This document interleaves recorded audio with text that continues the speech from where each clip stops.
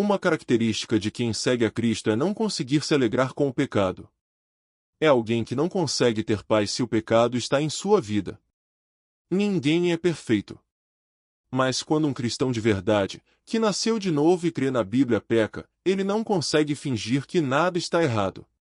Ele não consegue seguir em frente e agir como se não tivesse entristecido o Espírito Santo. E digo isso porque aqueles que vivem no pecado sem se importar, aqueles que gostam do seu pecado e não ligam para o Senhor, bem, seus corações ficaram duros para Cristo, eles já não se importam. Mas para um homem ou mulher que entregou sua vida a Deus, eles rapidamente buscam se arrepender. Eles correm logo para orar e confessar seus erros. Agora, a versão amplificada do Salmo 34 versículo 18 diz: O Senhor está perto dos que estão com o coração partido, e Ele salva aqueles que estão com o espírito abatido, com o coração arrependido, verdadeiramente tristes por seu pecado. Ter o coração quebrantado é algo necessário para quem crê. Precisa ser parte do nosso jeito de ser como cristãos. A Bíblia nos diz que Deus está perto de quem tem o coração quebrantado. Alguém pode perguntar: o que é ter o coração quebrantado ou o que significa isso? Quebrantamento não é ter o coração destroçado ou ter um embate com o diabo. Em vez disso, é o processo pelo qual Deus nos leva ao nosso limite. E há uma confiança total, há um amor total e submissão a Ele. Ele arruma todas as imperfeições em sua vida e tira tudo que não vem dele, todas as impurezas e injustiças. Em Hebreus capítulo 12, somos informados: não despreze a correção do Senhor, nem desanime quando for repreendido por Ele. Pois o Senhor corrige a quem ama e castiga a todo filho que Ele aceita. O processo de quebrantamento em nossas vidas significa que o nosso orgulho pessoal precisa ser removido. A nossa vontade precisa ir embora e, em vez disso, o nosso pedido se torna: seja feita a tua vontade, ó Senhor. O quebrantamento não deve ser evitado. Deve ser aceito porque ele gera o temor de Deus. Ele traz crescimento e amadurecimento. O quebrantamento leva você a um lugar de arrependimento onde você pode realmente se afastar dos seus pecados. A oração verdadeira só acontece quando vem de uma vida limpa e de um coração quebrantado.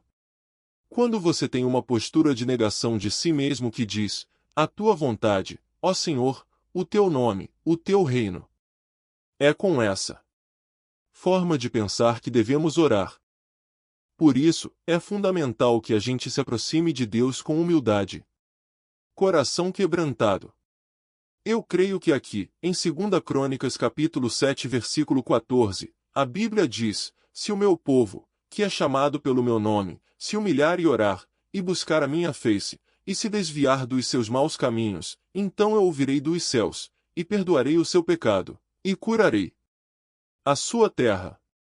A Bíblia nos diz para nos humilharmos porque precisamos chegar a um ponto em que estejamos dispostos a simplesmente servir a Jesus Cristo, a servir o corpo de Cristo e a servir o seu reino. O segundo ponto é orar e buscar a sua face.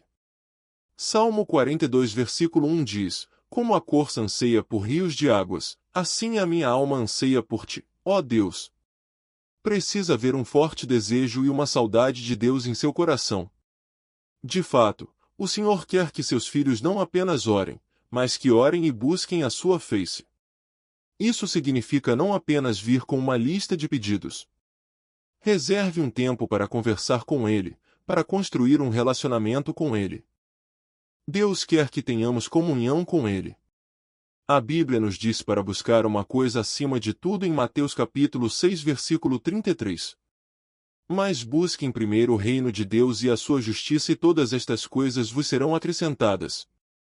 Deus quer que o busquemos em primeiro lugar.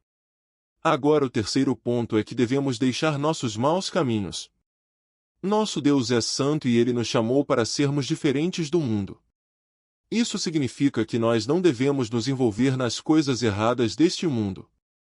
Devemos nos afastar. E assim, se você deseja mudar sua vida, faça da maneira que Deus ensinou em 2 Crônicas capítulo 7 versículo 14. Como diz a sua palavra, se o meu povo, que é chamado pelo meu nome, se humilhar e orar, e buscar a minha face, e se desviar dos seus maus caminhos, então eu ouvirei dos céus, e perdoarei o seu pecado, e curarei a sua terra. Humilhe-se, ore e busque a sua face. Afaste-se dos seus maus caminhos. Para quem está sendo tentado, para quem está em dúvida entre fazer o certo e o errado, você está lutando contra desejos pecaminosos. Quero lhe dar uma mensagem que o encorajará a continuar lutando para fazer o bem. Continue lutando para fazer o que é certo diante do Senhor. Eu quero falar com você sobre Noé. Todos nós conhecemos essa história sobre o grande dilúvio que limpou a terra. Todos nós sabemos sobre a arca. Todos nós sabemos sobre os animais que foram juntos. E realmente é uma ótima história para as crianças dormirem. Mas em um assunto mais sério, a história de Noé traz à tona algumas dicas, alguns alertas sobre os últimos dias. Mateus capítulo 24 versículos 36 e 37 diz: Mas daquele dia e hora ninguém sabe, nem mesmo os anjos do céu, nem o Filho, mas somente o Pai. Pois, como foram os dias de Noé, assim será a vinda do Filho do Homem. Jesus, ao falar de sua volta, disse: Assim como foram os dias de Noé, assim será a vinda do Filho do Homem. Então, como entendemos o que Jesus está dizendo aqui? Como tornamos isso importante nos dias de hoje em que vivemos? Bem, Noé era um homem justo.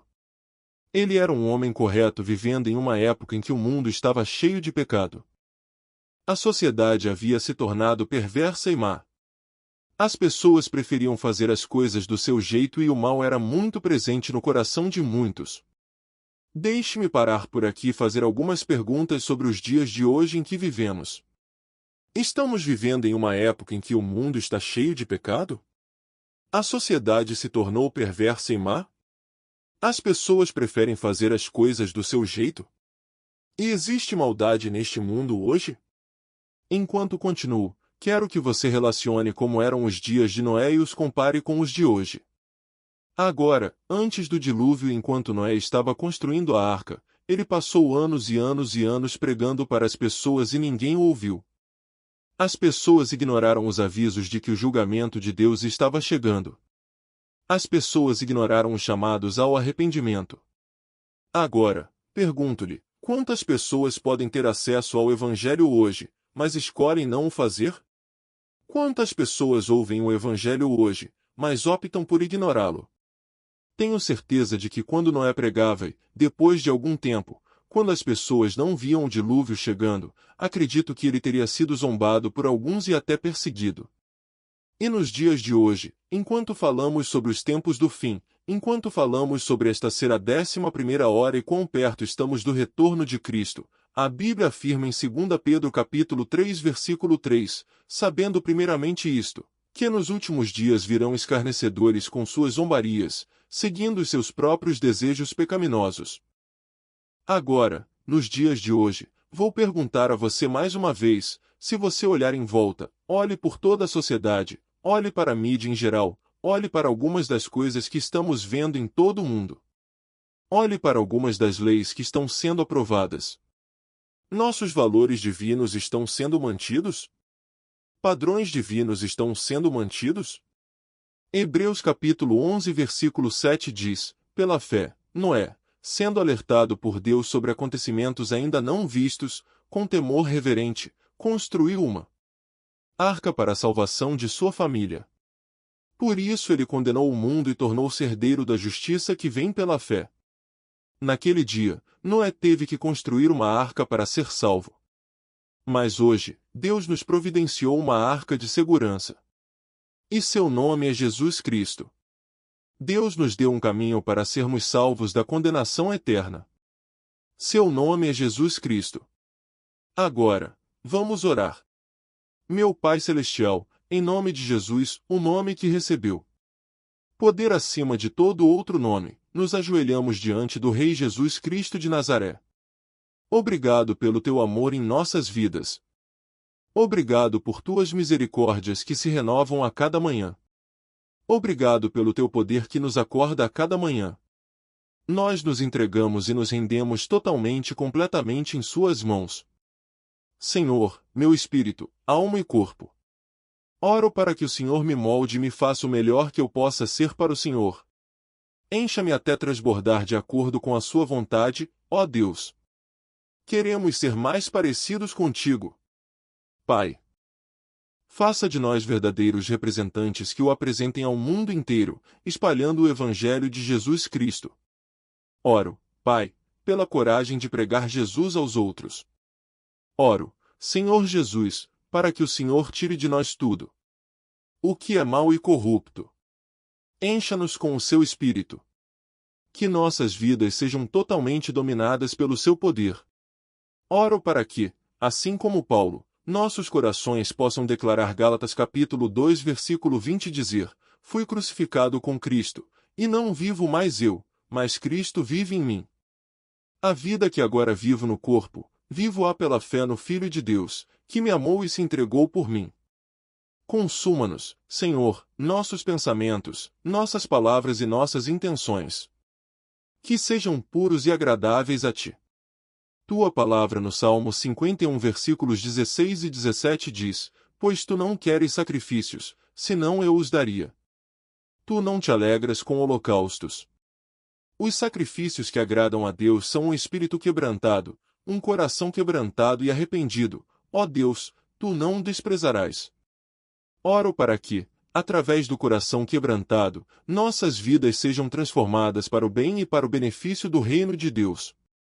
Oro, Pai, para que, quando eu confessar meus pecados, quando eu confessar diante de Ti, possa eu me aproximar de Ti com um quebrantamento verdadeiro, sabendo que estou diante de um Deus santo. Ajuda-me, Senhor, a ter a atitude de negar a mim mesmo que diz: mais de Ti menos de mim. Que a Tua vontade seja feita em minha vida. Agradeço-Te, Senhor, por Tua fidelidade. Bendigo o Teu santo nome. Obrigado por ouvires esta oração por cada pessoa que está em acordo. Por cada pessoa que acredita, abre um caminho para nós, Senhor. Em nome de Jesus oramos. Amém. Qual é a maior lição que você tirou sobre confiar em Deus, mesmo quando tudo está difícil? Deixe seu comentário abaixo. Se esta mensagem te deu ânimo, ajude a espalhar a fé. Compartilhe este vídeo com seus amigos e familiares para que mais pessoas lembrem que Jesus é Rei. Para receber mais orações e palavras de fé que vão te manter focado em Jesus, inscreva-se no canal e ative o sininho para não perder nenhum conteúdo novo.